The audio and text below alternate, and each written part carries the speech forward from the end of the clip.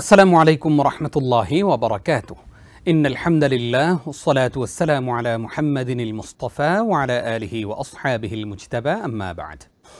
প্রিয় দর্শক শ্রোতা, আশা করছি আল্লাহর মেহেরবানিতে আপনারা সকলেই ভালো আছেন। আপনাদের প্রত্যেকের ঈদ অনেক ভালো কেটেছে, আমরা সেই প্রত্যাশাই করছি। শুরুতেই দোয়া করছি আল্লাহ রাব্বুল আলামিন আমাদের সকলের কোরবানি কবুল করে নিন, আল্লাহুম্মা আমিন। আপনাদের সকলকে আন্তরিক প্রীতি ও মোবারকবাদ জানিয়ে শুরু করছি আপনাদের প্রিয় চ্যানেল TVN24 টেলিভিশনের সাপ্তাহিক জুমা পূর্ববর্তী এই চমৎকার আয়োজন ইসলামী সমাধান অনুষ্ঠানে। আমি নিজাম বিন মুহিব। প্রিয় দর্শক, আমরা প্রতি সপ্তাহে এই আয়োজন আপনাদেরকে উপহার দেওয়ার চেষ্টা করি এবং আমাদের সঙ্গে প্রতি সপ্তাহে যুক্ত হয়ে থাকেন দীর্ঘ বছর ধরে যিনি আমাদেরকে কোরআন সুন্নাহর আলোয় আলোকিত করছেন, আমাদের প্রিয় স্কলার। আজকেও যথারীতি আমাদের প্রিয় স্কলারকে আমরা সুদূর মক্কা থেকে যুক্ত করার চেষ্টা করছি।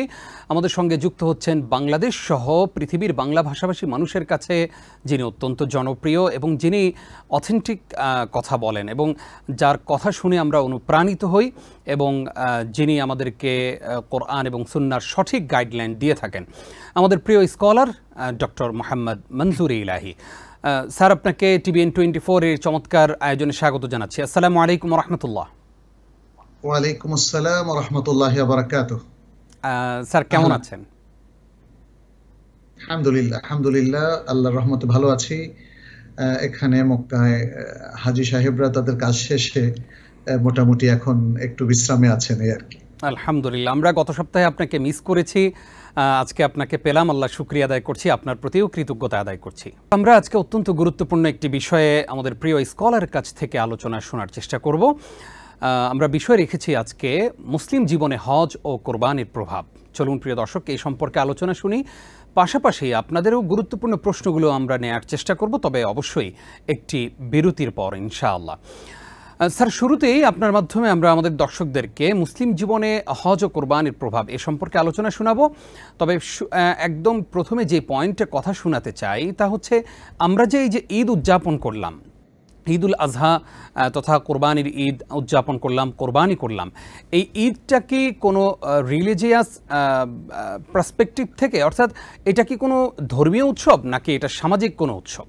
আলহামদুলিল্লাহ, ওয়াসসালাতু ওয়াসসালামু আলা রাসূলিল্লাহ ওয়া আলা আলিহি ওয়া আসহাবিহি ওয়া মান ওয়ালা। ধন্যবাদ আপনাকে আজকের এই চমৎকার বিষয়টি আমাদের সম্মানিত দর্শকদের জন্য চয়ন করার জন্য আপনাকে ধন্যবাদ জানাচ্ছি। ঈদ ইসলামে একটি শরিয়া সমর্থিত চমৎকার উৎসব। রাসূলুল্লাহ সাল্লাল্লাহু আলাইহি সাল্লাম তিনি যখন মক্কা থেকে মদিনা হিজরত করলেন, তখন এসে দেখলেন যে মদিনাবাসীরা তারা প্রাচীনকাল থেকে, জাহেলি যুগ থেকেই দুটো ঈদ উৎসব পালন করে আসছিল, নাইরোজ এবং মাহরাজান। এই দুটো উৎসব রাসূলুল্লাহ সাল্লাল্লাহু আলাইহি সাল্লাম তিনি বললেন যে আল্লাহ তাআলা তোমাদেরকে, অর্থাৎ মুসলিম উম্মাহকে, এই দুটো প্রাচীন শিরক মিশ্রিত উৎসবের পরিবর্তে পবিত্র দুটো উৎসব দিয়েছেন। একটি হলো ঈদ উল ফিতর আর একটা হলো ঈদ উল আদহা। যেহেতু রাসূলুল্লাহ সাল্লাল্লাহু আলাইহি সাল্লাম তিনি আল্লাহর নবী এবং শেষ রাসূল, তিনি এটি আল্লাহর নির্দেশে প্রবর্তন করেছেন। অতএব ঈদ যদিও একটি সামাজিক উৎসব এবং অন্য জাহেলি সামাজিক উৎসবের পরিবর্তে ঈদ উপহার হিসাবে আমাদেরকে দেওয়া হয়েছে, তারপরেও এটি একটি ইসলামিক উৎসব। এটি একদিকে ইবাদাহ, অন্যদিকে সামাজিক আয়াদা, দুটো। এজন্য আরবগণ এভাবে বলেন, আল ঈদু ইবাদাতুন ওয়া আয়াদাতুন। জি, ঈদ হচ্ছে ইসলামী একটা ইবাদাহ এবং এট দ্য সেম টাইম এটা মুসলিম সমাজের একটা চমৎকার প্রথা যা রাসূলুল্লাহ সাল্লাল্লাহু আলাইহি সাল্লাম প্রবর্তন করেছিলেন। তবে এর ইবাদতের বৈশিষ্ট্যটাই এটাকে মহিমান্বিত করেছে এবং এর ইবাদতের বৈশিষ্ট্যটাই হলো এর প্রাথমিক পরিচয়, প্রাথমিক বৈশিষ্ট্য এই ঈদ উৎসবের। সেটি ঈদ উল ফিতর হোক আর ঈদ উল আদহাই হোক না কেন, ফলে আমরা মুসলিমরা ঈদের এই আনন্দ ঘন অনুষ্ঠানটাকে একদিকে ইবাদত হিসাবে শুরু করি, যেটির প্রমাণ মেলে আমরা ঈদের সালাত দিয়ে ঈদের দিনটাকে শুরু করি। এবং ঈদ উল আদহার দিনে দেখা যায় যে সকালবেলাতে একদম সূর্য ওঠার পরপরই আমরা ঈদ উল আদহার সালাটা দ্রুত আদায় করে নিই, যাতে আরেকটা মহান ইবাদত সেটি হচ্ছে নাহার বা কোরবানির কাজটি আমরা দ্রুত শুরু করতে পারি। আর ঈদ উল ফিতর সেটিও আসলে সকালে সূর্য ওঠার পর থেকেই আদায় করা চালু হয়ে যায়, যত দ্রুত আদায় করা যায় জাওয়ালের আগ পর্যন্ত সেটিকে আদায় করা যায়। তাহলে দুটো ঈদ উৎসবই মুসলিমরা শুরু করে ইবাদতের মধ্যে সবচেয়ে শ্রেষ্ঠ যে উৎসব, যে রিচুয়াল সালাত, সেটি দিয়ে, সালাতুল ঈদ, এটা দিয়ে আমরা শুরু করি। তাতে বোঝা যায় মুসলিমদের ঈদের সবচেয়ে বড় অনুষ্ঠান হচ্ছে সালাত এবং আনন্দের অনুষ্ঠান হচ্ছে সালাত। তাহলে ঈদ একদিকে আমাদের ইবাদত, অন্যদিকে আমাদের মুসলিম উম্মার একটি সামাজিক ও বৈশ্বিক উৎসব। জি, অত্যন্ত চমৎকার জবাব আমরা জানলাম। স্যার, আপনি আমাদেরকে জানাবেন যে এই যে সম্প্রতি হজ সম্পন্ন হলো, পাশাপাশি আমরা ঈদও উদযাপন করলাম, এই কোরবানির ঈদ বা ঈদ উল আযহা এবং পাশাপাশি হজ এই আমাদের জীবনে কি প্রভাব ফেলতে পারে বা কি প্রভাব ফেলে? ধন্যবাদ। ঈদ একদিকে যেমন আমাদের মুসলিম সমাজকে, মুসলিম হৃদয়গুলোকে, অন্তরগুলোর মধ্যে একটা আনন্দের বার্তা, আনন্দের জোয়ার বইয়ে দেয়। ঈদের কথা শুনলেই তো আমাদের মনটা খুশিতে ভরে যায়, তাই না? সেটা ঈদ উল ফিতর হোক আর ঈদ উল আযহাই হোক। সুতরাং ঈদের প্রভাব আমাদের কাছে অত্যন্ত সুস্পষ্ট। ঈদ যেহেতু উৎসব, যে কোনো উৎসব আনন্দ উল্লাস বই নিয়ে আসে। আর যে সে উৎসব যদি হয় একদিকে আল্লাহ সমর্থিত, শরিয়া কর্তৃক স্বীকৃত, এবং সেই উৎসবটা যদি হয় ইবাদত দিয়ে শুরু, সুবহানাল্লাহ, তাহলে মুসলিমদের আনন্দের কোনো শেষ নেই। আমরা আল কোরআনে দেখি আল্লাহ সুবহানাহু ওয়া তাআলা ঈদ শব্দটা কিন্তু ব্যবহার করেছেন। যেমন ঈসা ইবনে মারইয়াম, তার কথা কোট করতে গিয়ে আল্লাহ সুবহানাহু ওয়া তাআলা বলেন, قال عيسى ابن مريم اللهم ربنا أنزل علينا مائدة من السماء تكون لنا عيدا لأولنا وآخرنا وآية منك। ঈসা ইবনে মারইয়াম বললেন, হে আল্লাহ, হে আমাদের রব, আপনি আমাদের উপর আসমান থেকে খাদ্য নাজিল করুন, যেটা আমাদের জন্য, আমাদের পূর্ববর্তীদের জন্য, পরবর্তী সবার জন্য ঈদ হবে, আনন্দের উৎসব হবে, এবং আপনার পক্ষ থেকে একটা নিদর্শন হবে, ওয়ারযুকনা ওয়া আনতা খায়রুর রাযিকিন, আর আপনি আমাদেরকে রিজিক দিন, আপনি উত্তম রিজিক দাতা। তাহলে ঈদের এই উৎসবটা শুধু রাসূল সাল্লাল্লাহু আলাইহি ওয়াসাল্লামের যুগে নয়, আগে থেকে প্রচলন হয়ে আসছে। এটি আসলে আমাদের একটা সামাজিক বন্ধন, একটা সামাজিক উৎসব, একটা আনন্দ উৎসব। এর মাধ্যমে প্রমাণিত হয় যে ইসলাম আনন্দ উল্লাসের একটা বৈধ এবং একটা চমৎকার, শালীন, সুন্দর ব্যবস্থাপনাও দিয়েছে। কারণ মানুষের জীবনটা আসলে নানাভাবেই এই পৃথিবীতে কখনো ক্লান্ত হয়ে পড়ে, কখনো পরিশ্রান্ত হয়ে পড়ে, কখনো বিষণ্ণতায় ভোগে। যেন মানুষ আনন্দ উল্লাসের মধ্য দিয়ে সে একটা রিল্যাক্স এবং আরাম, কমফোর্ট ফিল করতে পারে। সেজন্যে বিভিন্ন সময়ে এরকম ইসলাম আমাদেরকে সুযোগ করে দিয়েছে। কখনো ইবাদতের সুযোগ দিয়েছে, কখনো ইবাদতের মৌসুম দিয়েছে, কখনো ঈদের সুযোগ করে দিয়েছে, আবার কখনো সাপ্তাহিক ঈদেরও সুযোগ করে দিয়েছে। যেমন সাপ্তাহিক ঈদটা হচ্ছে ইয়াউমুল জুমআহ বা জুমাবার।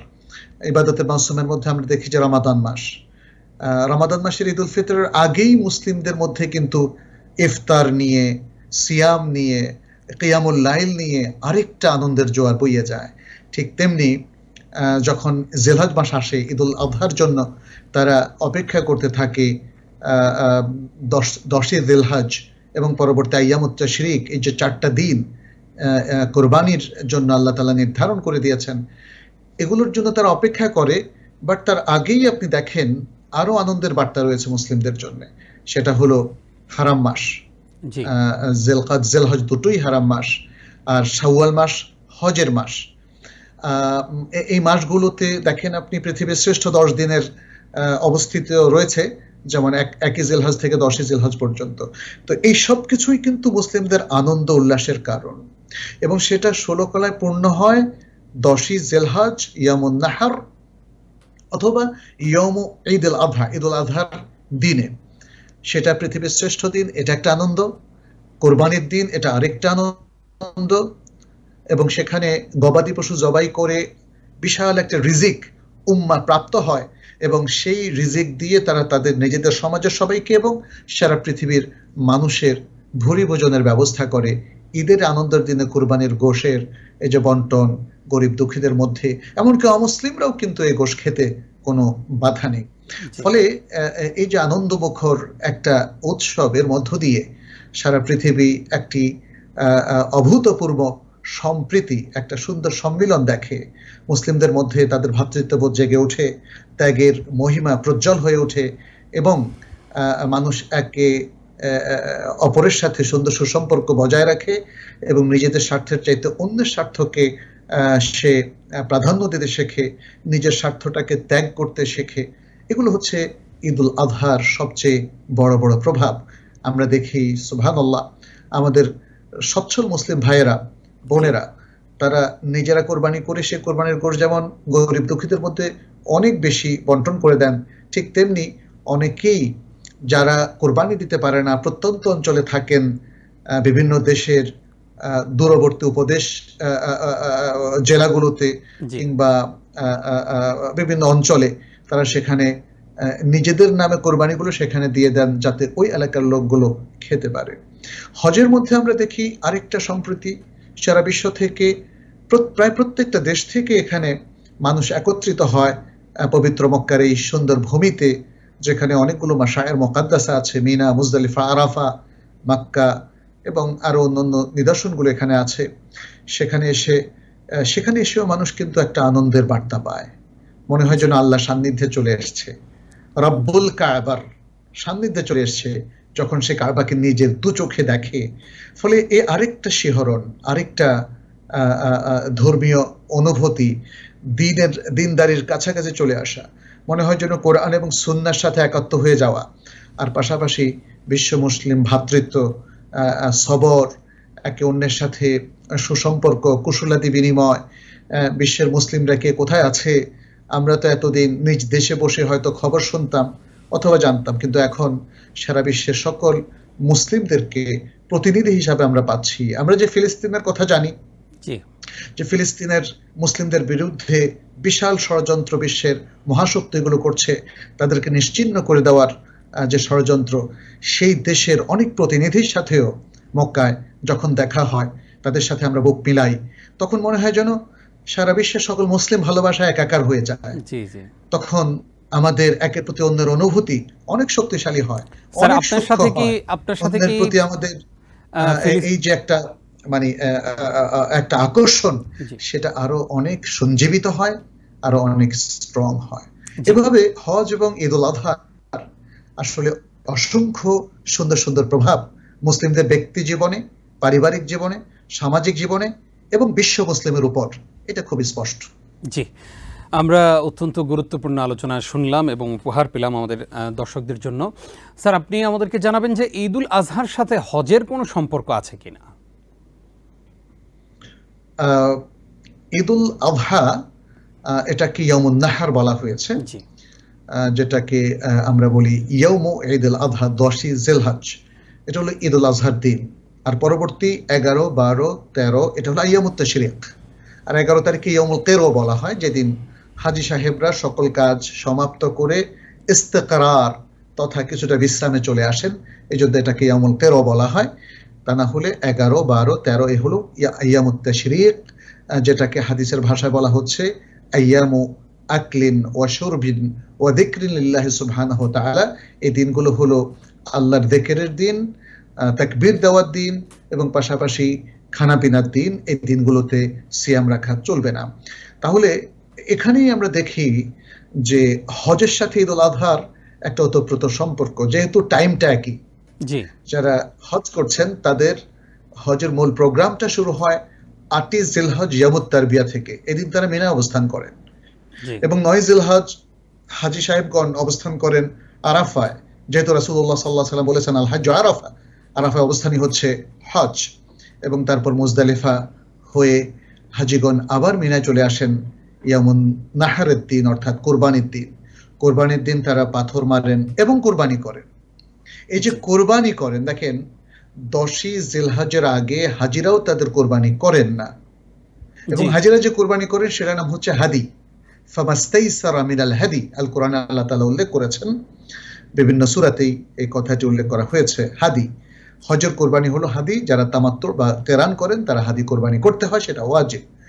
আর এই দিন বিশ্ব মুসলিম পৃথিবীর যেখানেই তারা অবস্থান করুক না কেন, ঈদুল আজহার কোরবানি তারা করে, যেটাকে বলা হয় উদহিয়া, এর বহুবচন হলো আদাহি। তাহলে এখানেই আমরা দেখতে পাচ্ছি ঈদুল আজহা উপলক্ষে কোরবানি আছে, আবার হজ উপলক্ষেও কোরবানি আছে। ঈদুল আজহার কোরবানিটা শুরু হয় 10 তারিখে, 11, 12, 13 তারিখ সূর্যাস্তের আগ পর্যন্ত সে কোরবানি করা যায়। এবং হজের কোরবানিটাও হাদি, সেটিও 10 তারিখ থেকে শুরু হয়। রাসূল সাল্লাল্লাহু আলাইহি সাল্লাম তিনি পাথর মারার পরে কোরবানি করেছিলেন, তারপর হালাল হয়েছিলেন, এবং সেটাও আইয়ামুত তাশরিকের অন্য দিনগুলোতে এবং 13 তারিখ সূর্যাস্তের আগে কোরবানি কমপ্লিট করতে হয়। তাহলে কিছু কমন আমল আমরা এখানে দেখতে পাচ্ছি। তারপরে আমরা দেখতে পাচ্ছি যে ইয়ামুন নাহরের যে শ্রেষ্ঠত্বের কথা রাসূল সাল্লাল্লাহু আলাইহি ওয়াসাল্লাম বলেছেন, আফদালু আইয়ামিদ দুনিয়া, দুনিয়ার সবচেয়ে শ্রেষ্ঠ দিন। হাজী সাহেবরাও সেই দিনটা উদযাপন করছেন, যদিও হাজী সাহেবদের জন্য মিনা, আরাফা বা মুজদালিফায় কোথাও কোনো ঈদের সালাত নেই। অবশ্য তাদের কেউ যদি মক্কায় মুকিমদের সাথে ঈদের সালাত আদায় করেন সেটা জায়েজ আছে। ঈদের সালাত তাদের না থাকলেও ঈদের এই দিনের কাজগুলো হাজী সাহেবদের জন্য প্রধান কাজ। তারা পাথর নিক্ষেপ করেন, তারা কোরবানি করেন, তারা হালাল হন, তারা তওয়াফ করেন, সাই করেন। আর যারা ঈদুল আজহার উৎসব পালন করেন তারা এদিন ঈদের সালাত পড়েন এবং তারপরে কোরবানি করেন। ফলে কোরবানি এবং হজের সাথে একটা ওতপ্রোত সম্পর্ক। আমরা সূরাতুস সাফফাতের মধ্যে দেখি ইব্রাহিম আলাইহিস সালাম তার পুত্র ইসমাইল আলাইহিস সালামকে যে আল্লাহর যে নির্দেশনা শুনিয়েছিলেন যে তিনি স্বপ্ন দেখছেন, তাকে তিনি যাবেহ করছেন, কোরবানি করছেন আল্লাহর নামে, এই যে ঘটনাটা, সেটার সাথেও হজের একটা ঐতিহাসিক সম্পর্ক রয়েছে এবং এটার সাথে কোরবানিরও একটা ঐতিহাসিক সম্পর্ক রয়েছে। উভয়টার ব্যাপারে আল্লাহ সুবহানাহু ওয়া তাআলা সূরা আল হজ্জের মধ্যে বলেছেন, লা ইয়ানালাল্লাহা লুহুমুহা ওয়ালা দিমাউহা ওয়ালাকিন ইয়ানালুহুত তাকওয়া মিনকুম, যে এই যে কোরবানি, হজের কোরবানি হোক আর ঈদুল আজহার কোরবানি, আল্লাহর কাছে এগুলোর রক্ত মাংস পৌঁছে না, পৌঁছে তাকওয়া।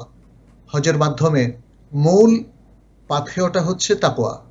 আল্লাহ সুবহানাহু ওয়া তাআলা সেটা সূরা আল বাকারার মধ্যে স্পষ্ট উল্লেখ করে দিয়েছেন যে খায়রাজ জাদ হচ্ছে আত-তাকওয়া, এবং তারপর বলছেন ফাত্তাকুনি ইয়া উলিল আলবাব, হে বুদ্ধিমান লোকেরা তোমরা তাকওয়া অবলম্বন করো। আর কুরবানির মধ্যেও এই যে রক্ত মাংস বইয়ে দেওয়া, গোশ খাওয়া, এটা মেন উদ্দেশ্য নয়, বরং মেন উদ্দেশ্য হচ্ছে আল্লাহর নির্দেশ পালনের মধ্য দিয়ে তাকওয়া অর্জন করা, যেই তাকওয়া মুসলিম বিশ্বের সবকিছুকে সুন্দর করে দেয়, ব্যক্তি জীবনকে, সমাজ জীবনকে, সামাজিক জীবনকে, পারিবারিক জীবনকে, আমাদের সকল কর্মকাণ্ডকে, আমাদের বিশ্ব মুসলিম ভ্রাতৃত্বকে, সব কিছুকে এটা একটা অনন্য সুন্দর সৌন্দর্যে ভরপুর করে দেয়।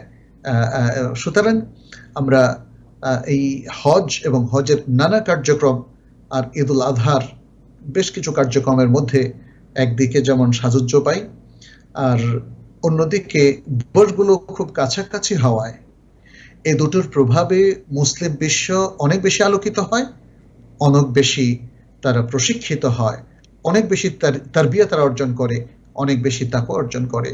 এবং আমরা আশা করি যে এই দুটো শিক্ষাকে কাজে লাগিয়ে আমরা সবাই সমৃদ্ধ হতে পারি, আলোকিত হতে পারে। আল্লাহ যেন আমাদেরকে সে তৌফিক দান করেন। দোয়া করি। আল্লাহুম্মা আমিন। আপনাকে অসংখ্য ধন্যবাদ। আমরা চমৎকার আলোচনা শুনছি আপনার কাছ থেকে। স্যার, আমরা আলোচনায় ফিরবো ইনশাআল্লাহ, তবে ছোট্ট একটি বিরতির পর ইনশাআল্লাহ। প্রিয় দর্শক, আপনারা দেখছেন TBN 24 টেলিভিশনের সাপ্তাহিক জীবন ঘনিষ্ঠ আয়োজন ইসলামী সমাধান। অনুষ্ঠানের এই পর্যায়ে ছোট্ট একটি বিরতির সময় হলো, আমাদের সঙ্গেই থাকুন। প্রিয় দর্শক, স্বাগত আরও একবার। দেখছেন TBN 24 টেলিভিশনের সাপ্তাহিক জুমাবারের জুমা পূর্ববর্তী আয়োজন ইসলামী সমাধান। অনুষ্ঠানে আবারও আপনাদেরকে স্বাগত জানাচ্ছি, আমি নিজাম বিন মুহিব। আজকে আমরা অত্যন্ত গুরুত্বপূর্ণ একটি বিষয়ে কথা শুনছিলাম আমাদের প্রিয় স্কলারের কাছ থেকে, আর তা হলো মুসলিম জীবনে হজ ও কোরবানির প্রভাব। চলুন প্রিয় দর্শক, আলোচনার বাকি অংশে ফিরে যাই। স্যার, আপনাকে TBN 24 এর আয়োজনে আরও একবার স্বাগত জানাচ্ছি। আপনার মাধ্যমে এবার আমরা আমাদের দর্শকদেরকে জানাতে চাই যে এই যে আমেরিকার অনেক হাজী সাহেবরা অলরেডি ফেরত আসছেন, হজ থেকে ফিরে আসছেন। আমরা প্রত্যেক দেশেরই খবর জানি, বাংলাদেশেও অনেক হাজিরা ফিরে গেছেন। আপনি আমাদেরকে বলবেন এই হাজী সাহেবরা কি শিক্ষা নিয়ে আসলে ফিরছেন? ধন্যবাদ। আলহামদুলিল্লাহ, আমেরিকা থেকে যারা এবার হজে এসেছেন, কানাডা থেকে, আলহামদুলিল্লাহ সে সকল মুসলিম ভাই বোনদের সাথে, অনেকের সাথে আমারও সাক্ষাৎ হয়েছে মক্কা এবং মদিনায়। তাদের সকলকে আমি দেখেছি, তারা পরিপূর্ণ প্রস্তুতি নিয়ে এসেছেন, মানসিক প্রস্তুতি নিয়ে এসেছেন, এবং হজ থেকে যা কিছু শেখা যায় এবং নিজেদেরকে সংশোধন করা যায় সেই চেষ্টাটাই তারা করেছেন।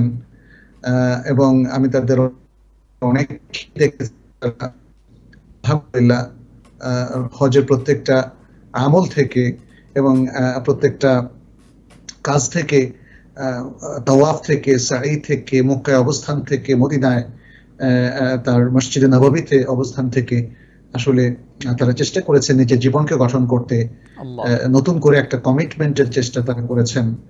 এবং সুবহানাল্লাহ, তারা একটা মুসলিম মাইনরিটি কান্ট্রিতে আছেন, তারপরেও তাদের মধ্যে ইসলামিক যে আবেগ, আল্লাহ এবং রাসূলের প্রতি যে ভালোবাসা দেখেছি, এটা মুগ্ধ হওয়ার মতো। আমার দৃঢ় বিশ্বাস যে তারা, যাদেরকে আমরা দেখেছি অথবা যাদেরকে দেখি নাই, তারা প্রত্যেকেই তাদের চেষ্টা অব্যাহত রেখেছেন হজটা ঠিক মতো করার জন্য। এবং এর পাশাপাশি হজের যে মৌলিক শিক্ষাগুলো আছে, যেমন তওবা ইস্তেগফার করা, ইসলাহ করা, নিজেদেরকে সংশোধন করা, আকীদাকে শুদ্ধ করা, এবং নিজের গোটা জীবনকে রাসূল সাল্লাল্লাহু আলাইহি সাল্লামের সুন্নাহর আলোকে সাজিয়ে ফেলা, আমার মনে হয় সেই শিক্ষাগুলো তারা নিয়েছেন এখান থেকে। স্যার, ঠিক এই প্রসঙ্গে ফিরছি ইনশাআল্লাহ। একটা ফোন নিয়ে আসি। জি, আসসালামু আলাইকুম ওয়া রাহমাতুল্লাহ। ওয়া আলাইকুম আসসালাম ওয়া রাহমাতুল্লাহি ওয়া বারাকাতুহু। আসসালামু আলাইকুম। হুজুর, আপনারা ভালো আছেন? জি আলহামদুলিল্লাহ, আশা করছি আপনারাও ভালো আছেন।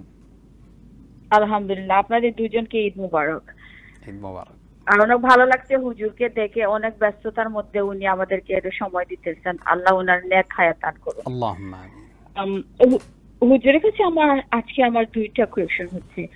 আমার 7 বছরের একটা মেয়ে আছে, তো আলহামদুলিল্লাহ ওকে আমি হিজাব পরে বা ইসলামী শরিয়া মতো ওকে চেষ্টা করি। আমি যতটুকু আমি তো এতটুকু জানি না, যতটুকু পারি চেষ্টা করি। কিন্তু আমার সমস্যা হচ্ছে যে পরিবেশে আমি ওকে বড় করতেছি, তো ওর ফ্যামিলি হোক, আমার হাজবেন্ডের ফ্যামিলি হোক, কোনো মেয়েরা মানে হিজাবটা পরে না। তো ও সব সময় আমাকে কোয়েশ্চেন করে যে মা, এই ও আপুটা মাথা দিতেছে না কেন, এটা দিতেছে না।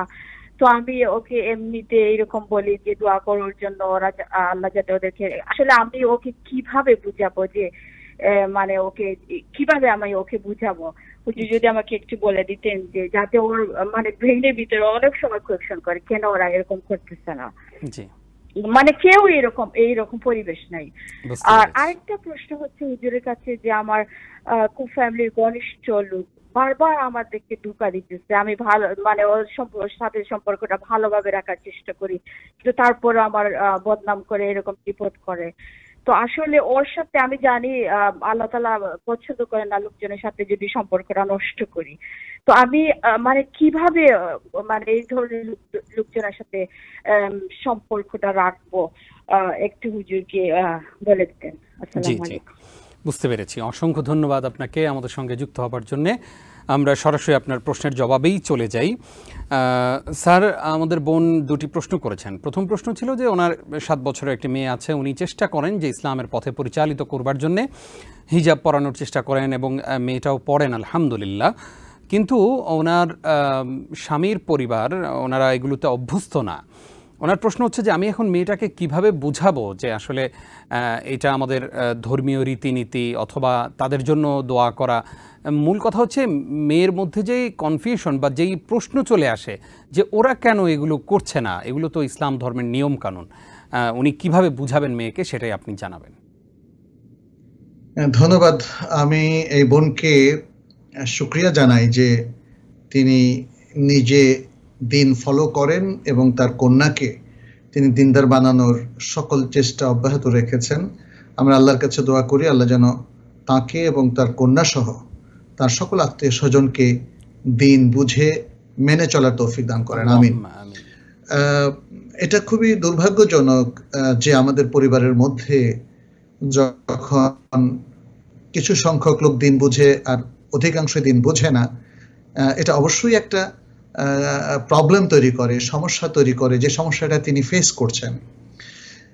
এই অবস্থায় করণীয় হলো, তিনি মায়েরাই সন্তানের মূল শিক্ষক কিন্তু, এবং তার কন্যা আমরা যেটা শুনে খুব প্রীত হয়েছে যে সেও এই ছোট্ট বয়স থেকে হিজাবকে রপ্ত করছে, মন থেকে মেনে নিচ্ছে, আলহামদুলিল্লাহ। এটা তার মায়ের কারণে হচ্ছে। মা তার শিক্ষিকা, তার শিক্ষক। অতএব আমাদের এই বোনটাকে আমরা বলবো, আপনি আপনার শিক্ষাদান অব্যাহত রাখুন। কারণ যদিও পরিবারের অন্য লোকদের মধ্যে পর্দা নেই, আমরা ধারণা করি যদি পরিবারের সকলেই একটা সুন্দর সভ্যতা, ভব্যতা, ভদ্রতার মধ্যে মানুষ হন, তাহলে এগুলোর সাথে তারা বিরোধিতা করবেন না। আমাদের অনেক মুসলিম ভাই বোনেরা আছেন যারা নিজেরা ইসলামের অনেকগুলো রিচুয়াল পালন করতে পারেন না, তবে পালন করা উচিত, এই ধারণাটুকু অন্তত তারা রাখেন। এবং আমি আশা করি যে তার পরিবার যেহেতু মুসলিম, তারাও এই ধরনের একটা মানসিকতা পোষণ করেন যে এগুলো করাটা উত্তম। কারণ এটা আসলে কোনো মুসলিম পরিবার হতে পারে না যে তিনি মনে করেন সালাত পড়াটা বাড়াবাড়ি, হিজাব করাটা বাড়াবাড়ি, বা এগুলো আমাদের করা উচিত নয়। আমার মনে হয় এমন মুসলিমদের সংখ্যা খুবই কম, যদিও প্র্যাকটিক্যাল এই আমলগুলো করার মুসলিমদের সংখ্যা কম। তো আর যদি এমনটা হয় যে হ্যাঁ, অনেক ল্যাকিংস, অনেক কিছু মিসিং, অনেক ভুল বিভ্রান্তি, দিন নিয়ে তাদের অনেক ভুল বিভ্রান্তি, তাহলে বোনটিকে একটু কষ্ট করতে হবে। আমি কয়েকটা জাস্ট ছোট্ট আকারে বলছি। তিনি দাঁড়াইল আল্লাহর কাজ করবেন তার স্বামীর জন্য। যেমন আসিয়া, মানে আমরা নবীদের ক্ষেত্রে দেখি, নবী তার বিবি যদি দিনের মধ্যে না থাকে তাকে দিনে দাওয়াত দিয়েছেন, ছেলে দিনের মধ্যে না থাকলে, যেমন নূহ আলাইহিস সালামের ক্ষেত্রে সেভাবে তিনি কাজ করবেন। আসিয়ার স্বামী ছিল ফিরাউন, তার মধ্যেও তিনি নিজেকে সেভ করতে পেরেছিলেন, প্রোটেক্ট করতে পেরেছিলেন। অতএব আপনার চারপাশে লোকজন যদি ফুল দিনদার নাও হয়, তবুও আপনার কাছে কিছু এক্সাম্পল আছে নিজেকে কিভাবে টিকিয়ে রাখবেন। দ্বিতীয়ত হচ্ছে আপনি আল্লাহর কাছে দোয়া করবেন, এবং আপনি বিভিন্ন স্কলারদের সাথে, এবং আপনার যেমন আপনি নিউ ইয়র্কে থাকেন সম্ভবত, বা আমেরিকার কোনো এক শহরে, আপনি সেই শহরের ভালো মানুষদের সাথে যোগাযোগ রাখবেন, এবং ভালো পরিবারগুলোর সাথে উঠা বসা করবেন। যারা হিজাব করে, যারা দিন মেনে চলে, তাদের সাথে উঠা বসার কারণেও ছেলে মেয়েরা অনেক কিছু শেখে। তারপরে ইসলামিক সেন্টারে যাতায়াত করবেন, ইসলামিক সেন্টারের যারা বিভিন্ন সার্ভিস দিয়ে থাকেন ভালো মানুষগুলো, তাদের সাথে পরিচিত হবেন, বিশেষ করে বোনদের সাথে, যেহেতু আপনিও একজন মহিলা। ফলে এইভাবে একটা কমিউনিটি বেসড একটা মেলামেশা, শেয়ারিং, কেয়ারিং এর মধ্য দিয়ে আশা করা যায় যে আপনি আপনার সন্তানের প্রতি এবং পরিবারের প্রতি আপনার দিনই দায়িত্ব পালন করতে পারবেন ইনশাআল্লাহ। ইনশাআল্লাহ, আমরাও সেই প্রত্যাশা করছি। আমাদের বোনের আরেকটি প্রশ্ন ছিল যে ওনার ফ্যামিলির কোনো একজন বয়স্ক মানুষ, তিনি কন্টিনিউয়াসলি ওনার গীবত চর্চা করছেন, পাশাপাশি ওনার বদনাম করছেন, মানুষের কাছে ওনার দোষগুলো বর্ণনা করছেন। তো ওনার কথা হচ্ছে যে এই ধরনের আত্মীয়ের সাথে তো স্বাভাবিকভাবেই আমাদের সম্পর্কগুলো নষ্ট হয়ে যায়। তো আমি সম্পর্ক নষ্ট না করে সেই মানুষের সাথে সম্পর্ক উন্নয়নে আমরা আসলে কি করতে পারি? ধন্যবাদ। আপনি যে একটা পজিটিভ চিন্তা করছেন, এটা অবশ্যই প্রশংসিত একটা বিষয়। আমাদের অধিকাংশ মানুষ হচ্ছে রিঅ্যাক্টিভ প্রকৃতির, আমরা পজিটিভ চিন্তা করতে পারি না। যখন কেউ আমাদের সাথে খারাপ ব্যবহার করে অথবা আমাদের বদনাম করে বেড়ায়, আমরা খুব রিঅ্যাক্ট করি এবং তার সাথে একটা শত্রুতামূলক সম্পর্ক গড়ে তুলি। তো এই জায়গায় আসলে যদি আমরা পজিটিভ থাকতে পারি এবং প্রোঅ্যাক্টিভ ভূমিকা পালন করতে পারি, তাহলে দেখা যায় যে শত্রুতা হয়তো কেটে যাবে। আমাদের যে আত্মীয় যিনি আমাদের বদনাম করছেন, আমাদের দুর্নাম সমাজে ছড়াচ্ছেন, তিনি হয়তো সংশোধিত হবেন। তিনি যখন দেখবেন যে এত কিছুর পরেও আমরা তার সাথে স্বাভাবিক হাস্যবদনে আচরণ করছি, তার সাথে কথা বলছি, তিনি সংশোধিত হবেন। আর আরেকটা বিষয়ও মনে হয় আমাদের করা দরকার, সেটা হচ্ছে গোপনে নাসিহা। যে সমস্ত আত্মীয় স্বজন আমাদের বিরুদ্ধে এই কাজগুলো করছেন, তাদের সাথে একটা স্পেশাল সিটিং দেওয়া, একটু কাউন্সিলিং করা, অথবা পরিবারের বিশিষ্ট ব্যক্তিকে সামনে রেখে আমরা যদি একটা ইসলাহি বৈঠকে বসি, কিংবা ইসলামিক সেন্টারের ইমামের কাছে একসাথে পরামর্শ গ্রহণের জন্য যাই, তাহলে সেটা খুব ভালো হয়। আপনি যারা আপনার বদনাম করছেন তাদেরকে আক্রমণাত্মক উপায়ে সংশোধন করবেন না। অথবা কোনো ব্যক্তির কাছে যদি যান যে হ্যাঁ আমার এই বোনটা বিরুদ্ধে সংশোধন করতেছে, আপনি বলেন তো আসলে তার কি করা উচিত, এরকম অ্যাপ্রোচে না গিয়ে হয়তো আমরা একটু টেকনিক খাটাতে পারি যে আমাদের মধ্যে আত্মীয় স্বজনদের মধ্যে সম্পর্ক আমরা কি করে বাড়াতে পারি। আরেকটা প্রশ্ন করলেন যে আমরা যদি ভুলে কখনো একজন আরেকজনের বিরুদ্ধে কিছু কথা বলে ফেলি, গীবত করে ফেলি, তখন এটার ইসলামিক সলিউশনটা কি? এই ধরনের ডিসকাশনের মধ্য দিয়ে আমার মনে হয় আত্মীয় স্বজনের মধ্যে সম্পর্ক সুন্দর হতে পারে। এবং যাদের মধ্যে ত্রুটিগুলো আছে, যারা গীবত করেন, যারা দুর্নাম করেন বা অন্যকে অপবাদ দেন, তারা হয়তো আশা করি যে আল্লাহর কাছে তওবা করবেন এবং সংশোধন হয়ে যাবেন। এই জন্য আমাদের ধৈর্যও লাগবে, ধৈর্যের সাথে যদি মোকাবেলা করি, হাস্যবদনে সবার সাথে সুসম্পর্ক রাখি একজন দায়ী হিসাবে, তাহলে আশা করা যায় যে আমাদের এই পজিটিভ আচরণের ফলাফল হবে খুবই সুন্দর এবং আমরা আশা করি যে তাদেরকে ভালো করার ব্যাপারে আমরা সফল হব ইনশাআল্লাহ। ইনশাআল্লাহ আমরাও সেই প্রত্যাশা করছি। আশা করছি আমাদের বোন তার দুটি প্রশ্নেরই সুন্দর এবং চমৎকার জবাব পেয়ে গেছেন। স্যার, আমরা সেই শিক্ষায় ছিলাম যে আমাদের যে হাজী সাহেবরা ফিরে আসছেন এখন হজ সম্পন্ন করে, ওনারা আসলে নিজেরা কি শিখেছেন এবং সমাজের জন্য ওনারা কোন শিক্ষাগুলো নিয়ে আসছেন? জি, আমরা বলেছি ইতিমধ্যে বেশ কিছু শিক্ষার কথা যেটা তারা গ্রহণ করেছেন। তাদের ঈমান আকীদা বিষয়ক বেশ কিছু শিক্ষা, যেহেতু তৌহিদের মূল শিক্ষাটাই, হজের মূল শিক্ষাটাই হচ্ছে তৌহিদের ঝান্ডাকে তুলে ধরা এবং তৌহিদকে একদম আত্মস্থ করা। সারাক্ষণই তৌহিদের বাণী তারা উচ্চারণ করেছেন, তালবিয়া উচ্চারণ করেছেন, লা ইলাহা ইল্লাল্লাহু ওয়াহদাহু লা শারীকা লাহু লাহুল মুলকু ওয়া লাহুল হামদ ওয়া হুয়া আলা কুল্লি শাইইন কাদির। এটা আরাফাতের প্রধান দোয়া, এটা তারা পড়েছেন এবং সাফা মারওয়াতেও তারা এই দোয়াগুলো পড়েছেন ইত্যাদি। ফলে তৌহিদের এই মহান শিক্ষা তথা আকীদার মহান লেসন তারা অর্জন করেছেন। এরপরে তারা সুন্নাহকে বাস্তব জীবনে বাস্তবায়িত করার শিক্ষা তারা নিয়েছেন। আরেকটা শিক্ষা, সেটি হলো আখিরাতকে স্মরণ করা, যে আমরা একদিন হাসরের মাঠে একসাথ হব। সেদিন প্রত্যেকেই নিজ নিজ ব্যাপারটা নিয়ে খুব শঙ্কিত থাকবে, ব্যস্ত থাকবে, যেটি কোরআনের আয়াত থেকে আমরা জানি। কারণ আরাফাতের ময়দানে, মিনার ময়দানে দেখা যাচ্ছে সবাই সাদা কাপড়ে উঠে গিয়েছেন, মনে হয় যেন কাফন পরে উঠেছেন। ভ্রাতৃত্ব, এবং এই বছর আমরা জানি যে প্রচন্ড গরম পড়েছে মিনায় মুজদালিফা অবস্থানকালে, অসহ্য গরম। এই গরমের মধ্যেও মানুষ যে শান্তশিষ্টভাবে, সুন্দরভাবে, ধৈর্যের সাথে সকল প্রবলেম মোকাবেলা করে আল্লাহর ইবাদত করতে পারে, তার একটা চমৎকার দৃষ্টান্ত স্থাপিত হয়েছে। ফলে এই যে শিক্ষাগুলো, এগুলো আমাদের ভাইয়েরা যারা আমেরিকা থেকে এসছেন, নর্থ আমেরিকা থেকে এসছেন, তারা নিয়ে যাবেন। শুধু তারা কেন, যারা ভারতীয় উপমহাদেশ থেকে এসেছেন, বাংলাদেশ থেকে এসেছেন, আরো বিভিন্ন আরব রাষ্ট্র থেকে এসেছেন, আফ্রিকা থেকে এসেছেন, তারাও এগুলো নিয়ে যাবেন ইনশাআল্লাহ। কারণ এই শিক্ষাগুলো আমাদের খুব প্রয়োজন। আমরা সামাজিক সম্প্রীতির শিক্ষা পেয়েছি এই হজের মধ্যে। বিভিন্ন দেশের মুসলিমদের মধ্যে আসলে দেশীয় পরিচয় নয়, ইসলামী পরিচয়টাই প্রধান। আমাদের আল উখওয়া আদ-দীনিয়া, আল মাহাব্বা আদ-দীনিয়া, দ্বীনি ভ্রাতৃত্ববোধ এবং দ্বীনি সম্প্রীতি, দ্বীনি মাহাব্বাত, এটা আমাদের আর সকল পরিচয়ের উপরে এটাই বেশি প্রভাবশালী হয়ে উঠেছে। সেটা আমরা দেখেছি। আমাদের বিশ্বাস আমাদের ভাইয়েরা সেই প্রভাবগুলো নিয়ে যেতে পেরেছেন। আর আরেকটাও নিয়ে যেতে পেরেছেন যে সর্বাবস্থায় মক্কা মদিনায় থাকার সময় আমি লক্ষ্য করেছি আমাদের সকল ভাইরা, ইউরোপ আমেরিকা থেকে যারা এসেছেন তারা তো বটেই, অন্যরাও তারা খুবই সতর্ক থেকেছেন যেন কোনো হারামের মধ্যে তারা সম্পৃক্ত না হন, যেন তারা হালালের চৌহদ্দির মধ্যে থাকেন এবং যেন তারা শরীয়র বৈধতা সীমানা লঙ্ঘন না করেন, যেন নিষিদ্ধ কোনো কাজে এহরাম অবস্থায় বা এহরামের বাইরে তারা কখনো সংযুক্ত না হন। এরকম একটা খুবই কেয়ারফুল প্রচেষ্টা তাদের মধ্যে ছিল। এটাও জীবনের একটা বড় শিক্ষা। এই শিক্ষাটা আমরা যখন যেখানেই থাকি না কেন, পৃথিবীর যে প্রান্তেই থাকি না কেন, যে দেশেই থাকি না কেন, আমরা সেখানে এটাকে ফলো করার চেষ্টা করব। এমন তো নয় যে আমেরিকাতে গেলে হারাম হালাল হয়ে যাবে, হালাল হারাম হয়ে যাবে, এমন তো নয়।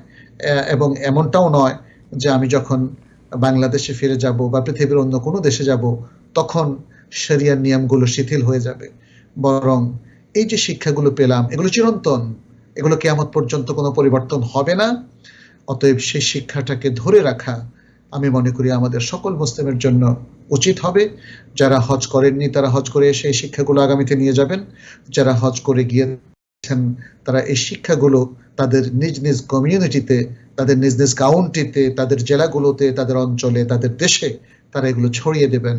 তাহলে আশা করা যায় মুসলিম জনপদ বরকতপূর্ণ হবে, তাকওয়াবান হবে এবং আল্লাহর রহমত ও বরকত নেমে আসবে ইনশাআল্লাহ। ইনশাআল্লাহ। আমাদের সঙ্গে এই মুহূর্তে আরো একজন দর্শক আছেন, আমরা ওনাকে যুক্ত করছি। আসসালামু আলাইকুম। ওয়ালাইকুম আসসালাম। আসসালামু আলাইকুম হুজুর, আমার দুটো প্রশ্ন আছে। আমি প্রথম প্রশ্ন হচ্ছে যে আমরা যে হজে যাই যখন তোয়াফ করি, হ্যাঁ, তখন অনেক ভিড় থাকে। তখন যদি মনে করেন যে নাম অজু ছুটে গেছে, তখন তো বাইরে হওয়ার কোনো সম্ভব নাই, ওটা কি করব তখন? আবার আর দ্বিতীয় প্রশ্ন হচ্ছে যখন আমরা নামাজে দাঁড়াই কাবা শরীফের সামনে, তখন সুন্দরভাবে দাঁড়াই, হঠাৎ করে কেউ এসে সামনে দাঁড়ায় গেল, তখন আমরা সেজদা দেওয়ার জায়গা পাই না, তখন কি তার পিছনে গিয়ে আমরা সেজদা দিব? এরকম অবস্থা একবার হয়েছিল। তারপরে দ্বিতীয়বার যে আমরা যাব আমার মেয়েদেরকে নিয়ে, তখন আল্লাহ না করুক এরকম অবস্থা হলে কি করব? এই প্রশ্ন ছিল। আসসালামু আলাইকুম। ওয়ালাইকুম আসসালাম। স্যার, গুরুত্বপূর্ণ দুটি প্রশ্ন পেলাম আমরা। আমাদের বোন জানতে চেয়েছেন, তোয়াফ যখন করেন সেই অবস্থায় যদি অজু ছুটে যায় তাহলে বের হতে তো আর পারবেন না, এমত অবস্থায় যদি নামাজের ওয়াক্ত হয়ে যায় বা নামাজে দাঁড়িয়ে যায়, সেক্ষেত্রে আসলে করণীয় কি? তাওয়াফে যদি অজু ছুটে যায়, নামাজ শুরু হোক বা নাই হোক, তাকে তাৎক্ষণিকভাবে ওই জায়গা থেকে অজুর জায়গায় চলে যেতে হবে। আমরা তো এবারও দেখেছি যে হারামের ভিতরে কিছু কিছু জায়গা থাকে যেখানে জমজমের পানি পান করার জন্য থাকে, আর অল্প কিছু পানি নিয়ে অজু করার মতো অবস্থাও থাকে। কারণ নিচে তাদের একটা ছোট্ট পানি নিষ্কাশনের ব্যবস্থা থাকে, যেখানে তিনি যদি অজু করেন পানিটা যেন মসজিদে প্রবাহিত না হয়, বরং নিচের ছোট্ট ড্রেন দিয়ে বা পাইপ দিয়ে চলে যায়, সে ব্যবস্থা থাকে। অতএব তিনি যদি সুযোগ না পান হারাম থেকে একদম বেরিয়ে অনেক দূরে অজুখানায় যেতে, তাহলে যেহেতু যদি বাথরুমে যাওয়ার কোনো প্রয়োজন না থাকে অজু টুটার পরে, তাহলে তিনি শুধু অজু করে নেবেন। অজুটা তিনি অল্প পানি দিয়ে আশেপাশে, মানে তাওয়াফের এরিয়া, নিচে তো মাতাফ থেকে একটু পিছনে গেলে তিনি পেয়ে যাবেন। অজু করে ঠিক যেই জায়গায় তিনি অজু টুটে গিয়েছিল সেখান থেকে আবার তাওয়াফটা শুরু করবেন এবং 7 তাওয়াফ শেষ করবেন। আর যদি তার অজু টুটার পরে নামাজের আজান দেয় বা নামাজ একামত দিয়ে দেয়, তাহলে তো তিনি অজু ছাড়া আসলে তিনি নামাজ পড়া যাবে না। আসলে অজু ছাড়া নামাজও হবে না, তাওয়াফও হবে না। ফলে তিনি যে সময় অজু চলে যায় তাওয়াফরত অবস্থায়, সেই সময় তিনি অজু করে ওখান থেকে শুরু করবেন। অথবা যদি দেখেন যে নামাজে দাঁড়িয়ে গেছে সবাই, তাহলে নামাজটা পড়ে আবার তাওয়াফের ওই জায়গা তিনি আসবেন। এটাই হচ্ছে আসলে তার জন্য শরীয়তের বিধান। অজু করার আর কোনো বিকল্প নেই, যে অজু করাটা তার জন্য কষ্ট, অতএব অজু এখন আর করা লাগবে না, তিনি তাওয়াফ ছাড়াই করবেন, এরকম কোনো বিধান নেই। তাকে অজু করেই আবার আসতে হবে। এবং এক্ষেত্রে আরেকটা বলে রাখি, তিনি এমনটা যেন না করেন যে যেহেতু অজু টুটে গেছে এবং এত ভিড়, আমি আবার অজু করে সেখানে যাব, তার চেয়ে বরং হোটেলে ফিরে যাই, সেখানে একটু ঘুমিয়ে টুমিয়ে পরে এসে বাকি তওয়াফটুকু করব। এটা যদি তিনি করেন তাহলে বাকি তওয়াফ করলে আর তার হবে না, তাকে আবার নতুন করে প্রথম তওয়াফ থেকেই 7টা চক্কর দিয়ে তওয়াফ শেষ করতে হবে এবং সেটা অজু অবস্থায় তাকে করতে হবে। অতএব তিনি যদি যেখানে তওয়াফের মধ্যে অজু ছুটে গিয়েছে সেখান থেকে বাকি তওয়াফটা শেষ করতে চান, তাহলে তিনি হোটেলে যেতে পারবেন না, অন্য কোথাও যেতে পারবেন না, তিনি অজু করে দ্রুত এসে বাকি তওয়াফটা সম্পন্ন করবেন। জি স্যার, আমরা অনুষ্ঠান শেষ করব। একেবারেই সংক্ষেপে জানতে চাই যে কাবার সামনে নামাজে দাঁড়ানো অবস্থায় কেউ যদি সামনে দাঁড়িয়ে যায়, সেক্ষেত্রে তার পিঠে সেজদা দেওয়া যাবে কিনা, একদম সংক্ষেপে আমরা জানবো। জি, বুঝতে পেরেছি। যদি এটা ছাড়া কোনো উপায় না থাকে তাই করতে হবে তাকে। কিন্তু তিনি যদি কোনো মতে ভূমির উপরে, জমিনের উপরে সেজদা করার ব্যবস্থা করতে পারেন, সেটাই হচ্ছে আসলে মূলত সেজদা। যখন তিনি সেটা করতে অসমর্থ হন তখন যতটুকু সামর্থ্য তার থাকে সে অনুযায়ী আমল করবেন। এমনটি সহিহ বুখারীর মধ্যে এসেছে, রাসূল সাল্লাল্লাহু আলাইহি ওয়াসাল্লাম বলেছেন তোমরা দাঁড়িয়ে সালাত পড়ো, না পারলে বসে, না পারলে শুয়ে।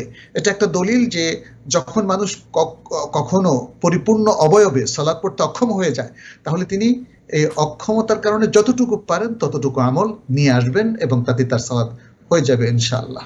ইনশাআল্লাহ। জাযাকাল্লাহ খাইর স্যার, ব্যস্ততার মাঝেও আমাদেরকে সুদূর মক্কা আল মুকাররমা থেকে আপনি সময় দিয়েছেন। টিবিএন 24 এর পক্ষ থেকে আপনাকে ধন্যবাদ জানাচ্ছি। আপনাকে অনেক অনেক শুকরিয়া এবং আমাদের দর্শকবৃন্দকেও শুকরিয়া জানাচ্ছি। জাযাকুমুল্লাহ খাইর। প্রিয় দর্শক, এতক্ষণ যারা আমাদের সঙ্গে ছিলেন আপনাদেরকেও ধন্যবাদ জানিয়ে শেষ করছি আজকের ঈদ পরবর্তী প্রথম আয়োজনে। আপনাদেরকে আন্তরিক প্রীতি ও শুভেচ্ছা জানিয়ে শেষ করছি আজকের এই আয়োজন। আপনারা দেখছিলেন ইসলামী সমাধান। আগামী পর্ব দেখবার আমন্ত্রণ জানিয়ে বিদায় নিচ্ছি আমি নিজাম বিন মুহিব। আসসালামু আলাইকুম ওয়া রাহমাতুল্লাহি ওয়া বারাকাতুহু। وما أرسلنا من قبلك إلا رجالا نوحي إليهم فاسألوا أهل الذكر إن كنتم لا تعلمون। টিবিএন 24 টেলিভিশন দেখতে আজই কল করুন 7187776556। লগ ইন করুন www.totalcablebd.com। নিউ ইয়র্ক থেকে সম্প্রচারিত টিবিএন 24 টেলিভিশন বিশ্বজুড়ে বাঙালির কণ্ঠস্বর।